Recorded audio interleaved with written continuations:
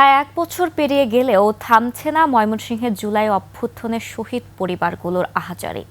এসব পরিবারের সদস্যরা বলছেন, এখনও সমাজ থেকে বৈষম্য দূর হয়নি এবং সন্তান হারানোর বিচারও পাচ্ছেন না তারা।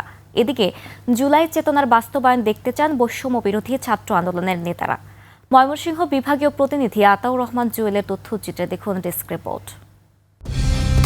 কালার এক্সপার্ট, জর্জ স্যাপ এবং মাইল্ড অন হ্যান্ডস টেকনোলজি সমৃদ্ধ অরিক্স ক্রিস্টাল ওয়াশ আপনার লন্ড্রি এক্সপার্ট।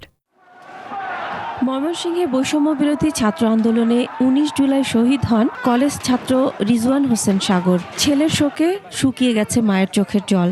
সন্তানের স্বপ্ন বাস্তবায়ন দেখতে চান সাগরের মা। না, এরকম তো দেশ তো আগের মতোই দেখি, এখন তো আমি কোনো পরিবর্তন দেখি না। পুরোহিতপাড়ার শহীদ আব্দুল্লাহ আল মাহিনের কবরের পাশে দাঁড়িয়ে এখনো কান্না করেন তার বাবা মা।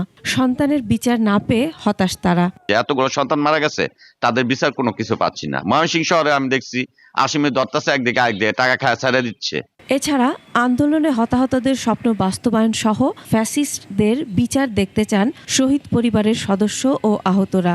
যে চেতনা নিয়ে তারা রাস্তায় নামছিল, তাদের যে বৈষম্যের যে বিরুদ্ধে যারা যে সোচ্চার ছিল, আগামীতে যেন সেই বৈষম্য দূর হয়। সাগর এবং সাগরের মতো অনেকে জীবন দিয়েছে, পঙ্গু হয়েছে, তারা সেই বৈষম্য এখনো রয়ে গেছে। আমলা দপ্তরগুলো আছে, এগুলার সংস্কার হলেই দেশ সংস্কার হবে। হাত হারাইছে, এটা আমাদের গর্ব, কিন্তু আর্থিক দিক দিয়ে আমরা একটু দুর্বল হয়ে গেছি। বৈষম্য বিরোধী আন্দোলনকে একটি শক্তিশালী প্ল্যাটফর্ম হিসেবে গড়ে তোলার দাবি জানিয়ে ছাত্র নেতারা বলছেন, অবিলম্বে শহীদদের বিচার সহ তাদের স্বপ্ন বাস্তবায়ন করা হোক।